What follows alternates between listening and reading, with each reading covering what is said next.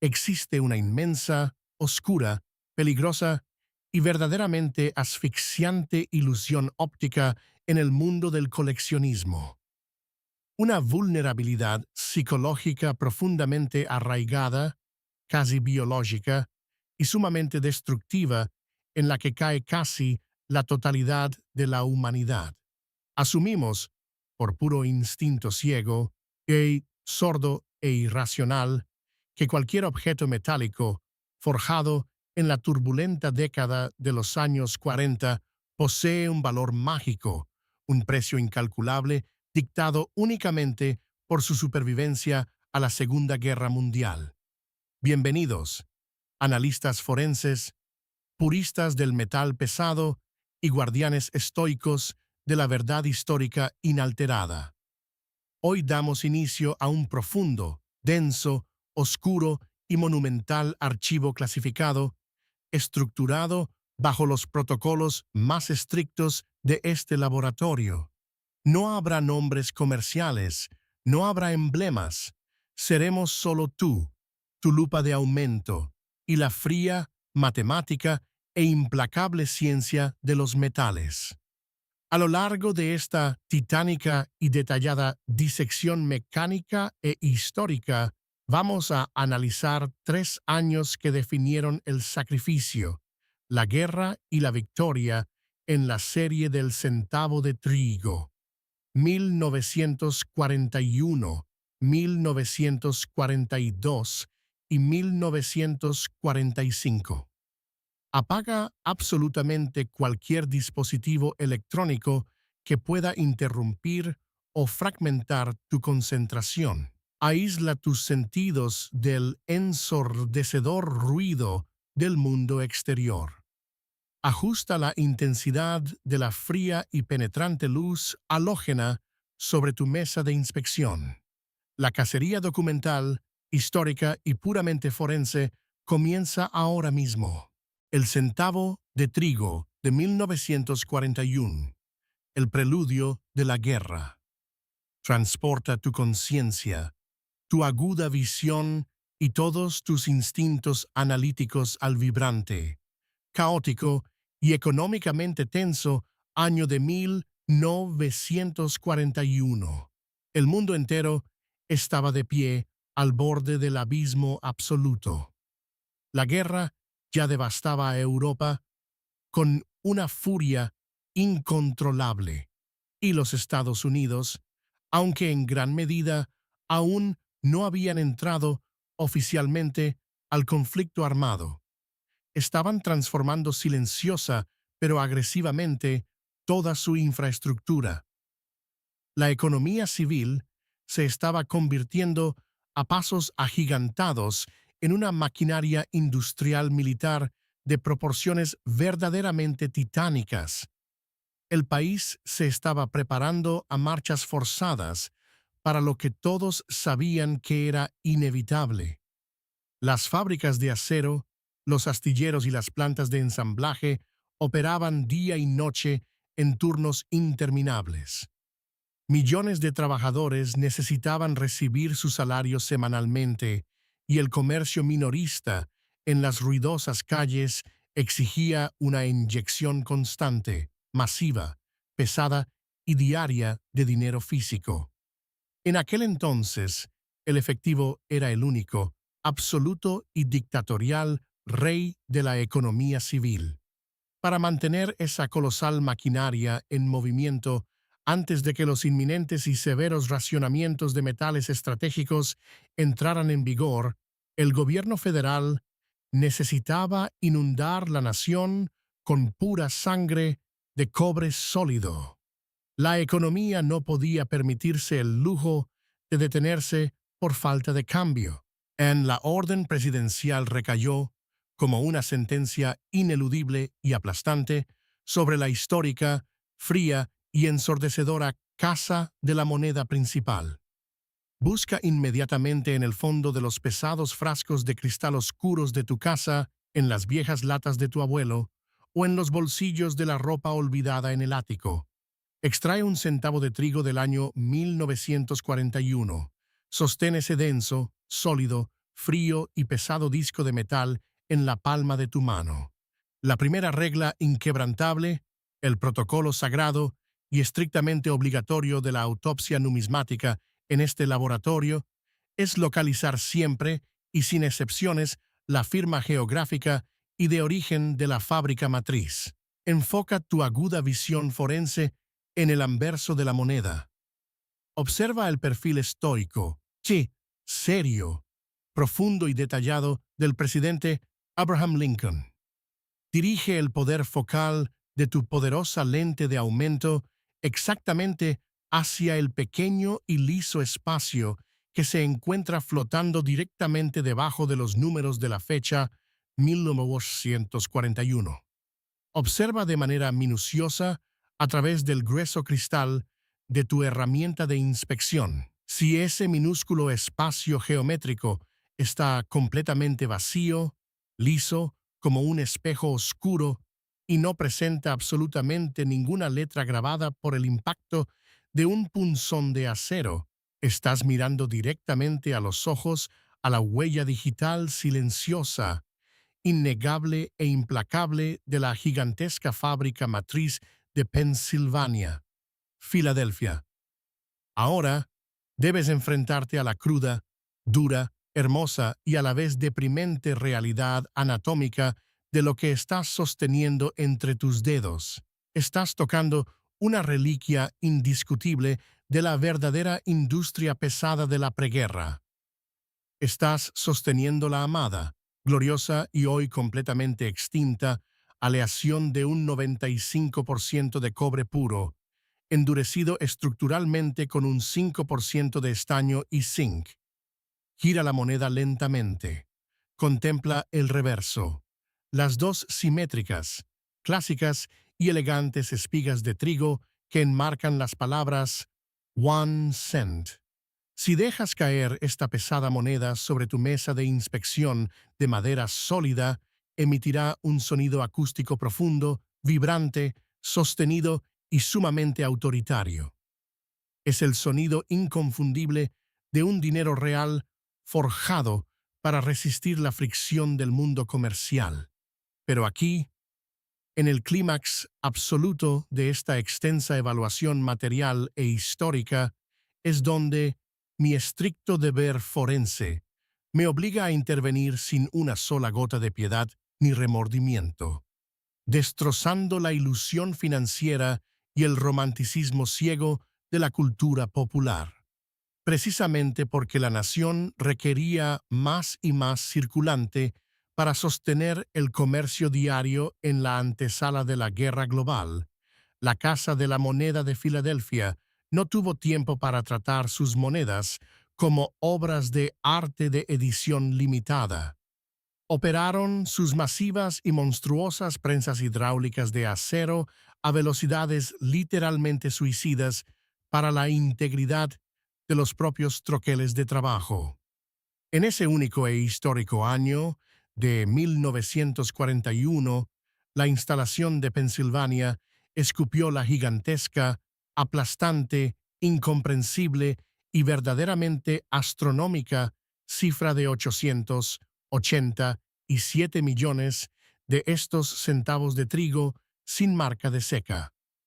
Hablamos de casi 1 billón de soldados de cobre exactamente idénticos. Fueron expulsados de las máquinas y arrojados sin la más mínima compasión en inmensas tolvas de recolección de hierro pesado, golpeándose violentamente unos contra otros antes de ser empacados en toneladas de sacos de lona. Inundaron las calles, los bancos y las cajas registradoras del país como una marea inagotable. Por esta monstruosa y colosal estadística de hiperproducción masiva, la fría, despiadada y dictatorial ley de la oferta y la demanda dicta una sentencia de mercado en los tribunales numismáticos sin la más mínima posibilidad de apelación.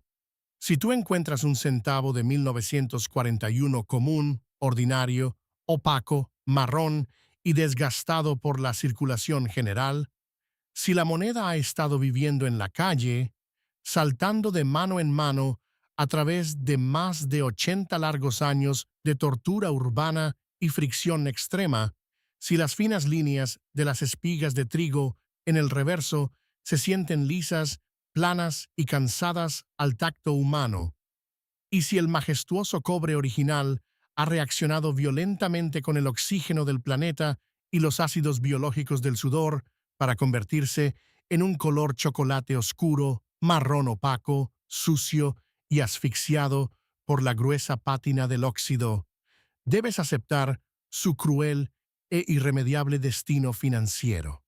En la estricta, clínica y profesional evaluación forense, ese ejemplar histórico común y altamente desgastado vale exactamente entre unos tristes 15 centavos de dólar y un máximo absoluto de 50 centavos. No vale miles, no vale cientos. Su inmensa e imparable sobreproducción aniquiló, aplastó y pulverizó su rareza base desde el milisegundo exacto en que la gigantesca matriz de acero chocó contra el disco virgen de cobre.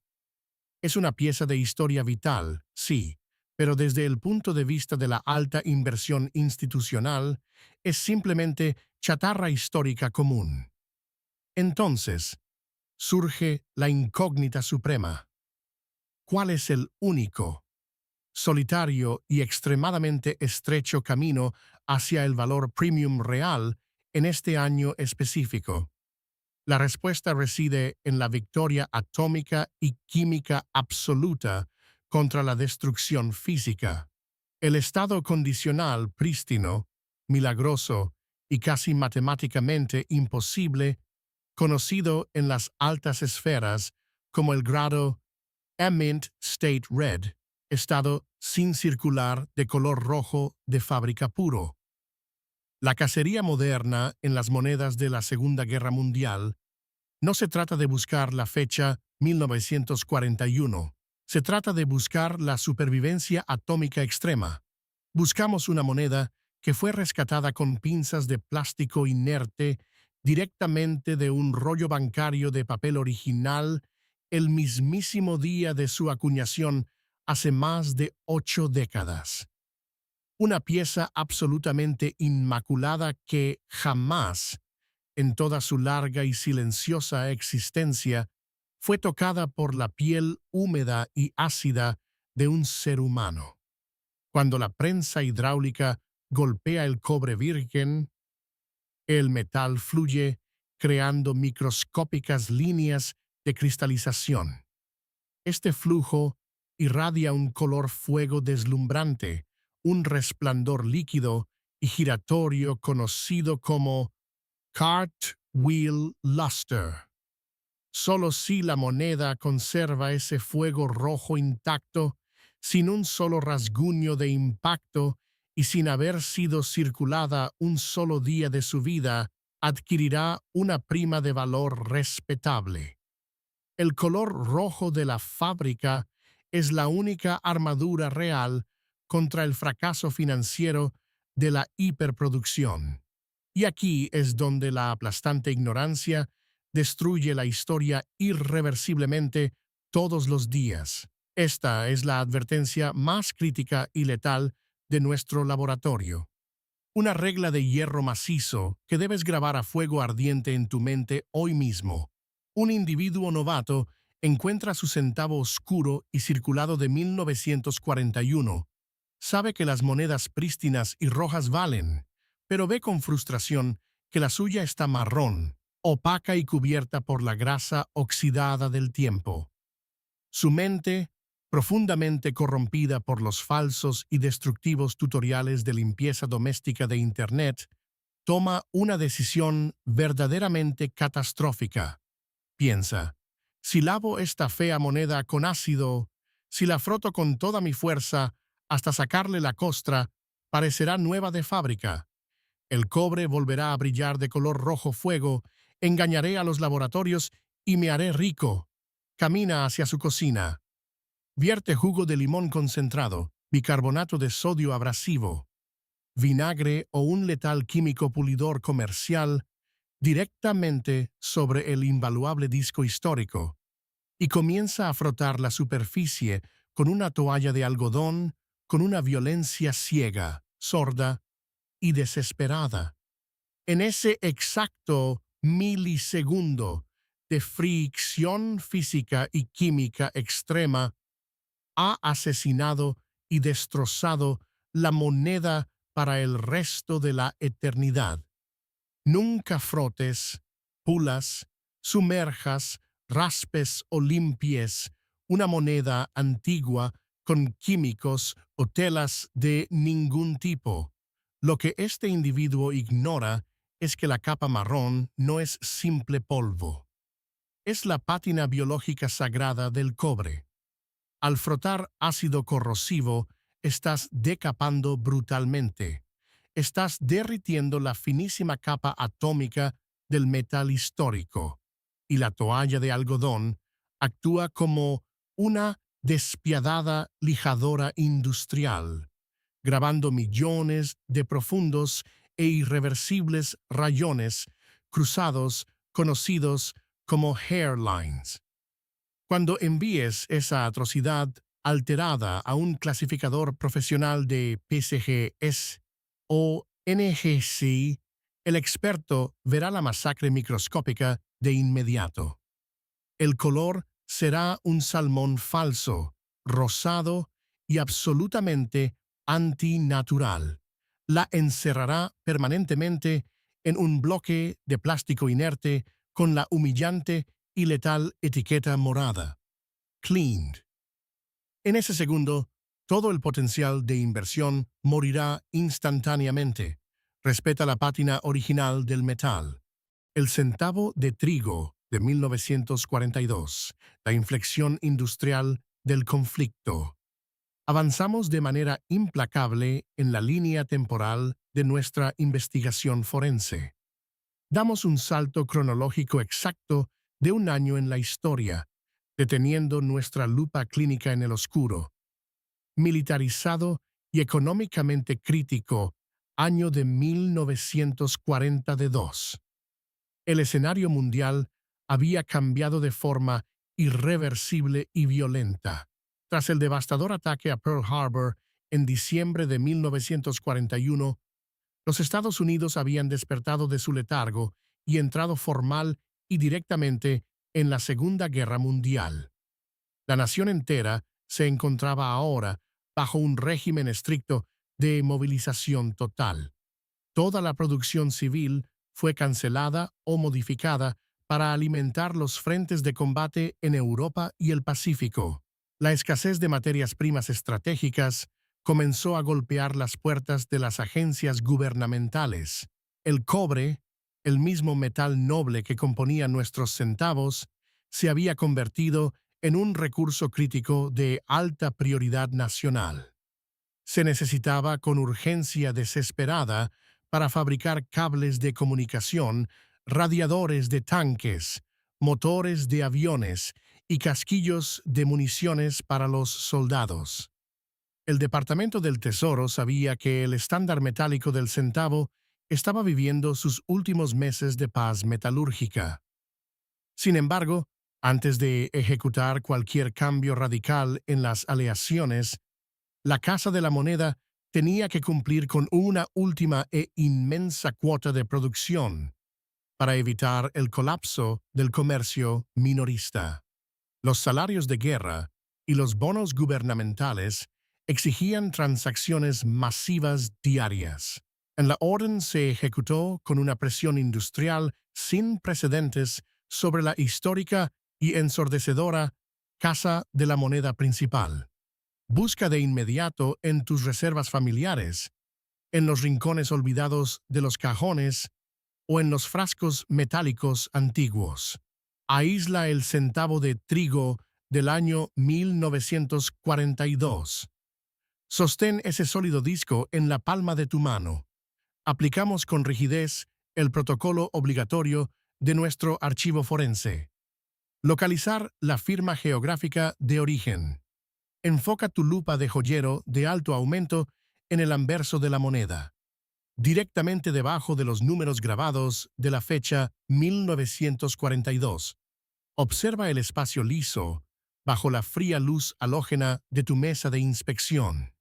Si en ese milímetro exacto de piel metálica no encuentras absolutamente ninguna letra, si el campo está completamente limpio, estás mirando directamente el alma y la firma silenciosa de la legendaria e incesante fábrica matriz de Pensilvania, Filadelfia.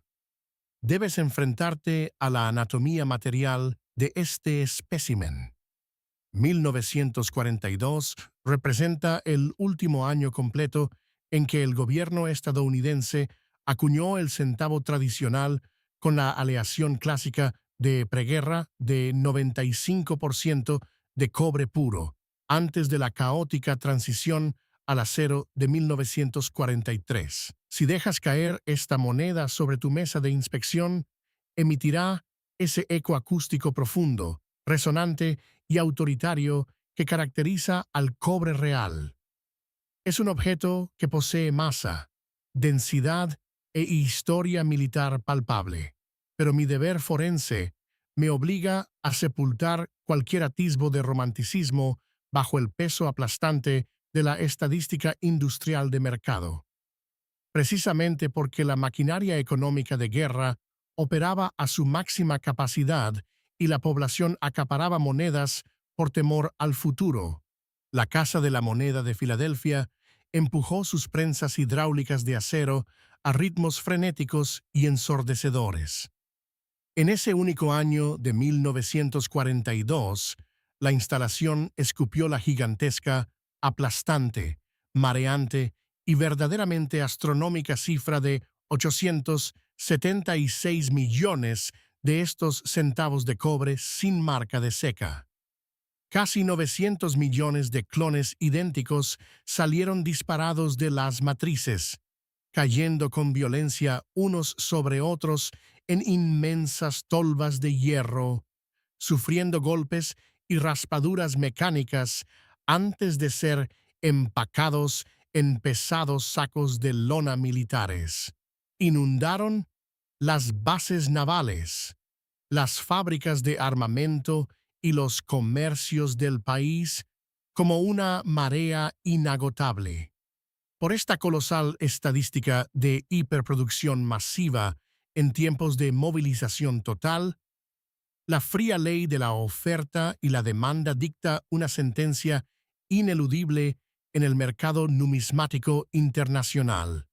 Si tú encuentras un centavo de trigo de 1942 común, ordinario, opaco, marrón y desgastado por el uso diario, si ha estado en circulación durante décadas absorbiendo el sudor, el polvo urbano y el desgaste del comercio, si el perfil de Lincoln ha perdido el filo de sus relieves y las espigas de trigo traseras se sienten lisas al tacto, debes aceptar su cruel destino financiero. En la evaluación forense profesional, este Amtaur par milne Wallacoin vale exactamente entre unos tristes 15 centavos de dólar y un máximo absoluto de 50 centavos. Su sobreproducción masiva aniquiló su rareza base desde el preciso instante en que nació. Entonces, ¿dónde se esconde el verdadero valor premium en el año 1942? La respuesta es una constante forense inmutable: la victoria atómica absoluta contra la destrucción física y la fricción humana. El estado de conservación inmaculado, conocido como el grado Emaint State Red, sin circular rojo. La única cacería real y lucrativa en este año de inflexión bélica se basa en la preservación extrema de la superficie. Buscamos una moneda que desafió todas las probabilidades estadísticas de la guerra. Una pieza que fue rescatada con pinzas directamente de un rollo bancario original sellado en 1942 y que jamás fue expuesta al aire húmedo o a los ácidos letales de los dedos humanos. Cuando la prensa estampa el cobre, el flujo del metal crea un resplandor líquido y giratorio deslumbrante. Solo si tu centavo de 1942 te devuelve ese brillo rojo fuego original era intacto de fábrica bajo la luz halógena, sin un solo rasguño de impacto y en una condición impecable, solo entonces los coleccionistas de élite abrirán sus billeteras para pagar una excelente prima de valor.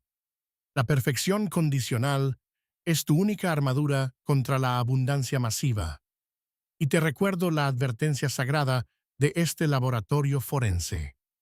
Si intentas forzar esa perfección lavando una moneda opaca de 1942 con agentes químicos caseros, jugo de limón, bicarbonato o cremas pulidoras, la estarás destruyendo permanentemente en el acto. Destruirás la fina capa atómica de pátina que la protegió durante 80 años. Grabarás millones de rayones microscópicos irreversibles, hairlines, y los laboratorios profesionales como PCGS o NGC la rechazarán con desprecio, estampando la humillante etiqueta morada. Cleaned.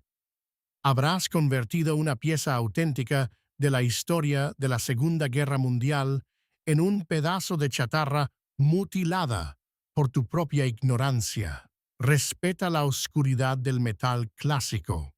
El centavo de trigo de 1945, el eco balístico de la victoria. Llegamos finalmente a la culminación de nuestro inmenso archivo forense y documental. Damos un salto cronológico exacto de 3 años hacia adelante en la línea temporal de la guerra, deteniendo nuestra visión microscópica en el histórico, glorioso y numismáticamente asombroso año de 1945. El conflicto bélico más destructivo de la historia humana estaba llegando a su fin inminente. El fascismo colapsaba en Europa y el frente del Pacífico se preparaba para el desenlace definitivo. Los Estados Unidos respiraban un aire de victoria y alivio nacional, pero las cicatrices logísticas y la escasez de materiales seguían dominando la infraestructura del gobierno. La Casa de la Moneda arrastraba una historia compleja de experimentos metalúrgicos. Tras el fracaso social del acero en 1943, el gobierno había ideado una solución verdaderamente poética e industrial para los años 1944 y 1945. En lugar de extraer cobre puro de las minas estratégicas que aún necesitaban las Fuerzas Armadas para los últimos esfuerzos de combate, el Departamento del Tesoro recolectó, amontonó y fundió toneladas de casquillos de munición, cartuchos disparados y restos balísticos recuperados de los campos de entrenamiento militar de la nación. El centavo de 1945 no era dinero ordinario. Estaba forjado directamente con el bronce de las balas de la Segunda Guerra Mundial. Shell Case Bronze. Busca inmediatamente en tus bolsillos históricos, en los frascos oscuros de metal o en las cajas de recuerdos de tus antepasados. Extrae el centavo de trigo del año 1945. Sostén ese denso disco en la palma de tu mano. Aplicamos con rigidez militar el protocolo forense de nuestro archivo.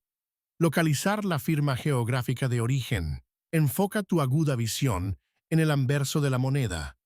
Dirige tu lente de aumento exactamente hacia el pequeño espacio situado debajo de los números de la fecha 1945. Observa a través del grueso cristal. Si ese espacio está completamente liso, vacío y sin ninguna letra grabada, estás mirando directamente la firma silenciosa e implacable de la fábrica matriz de Pensilvania. Filadelfia. Debes enfrentarte a la cruda realidad material de este espécimen balístico. Estás sosteniendo historia militar pura que corrió por las venas del comercio en el año de la paz.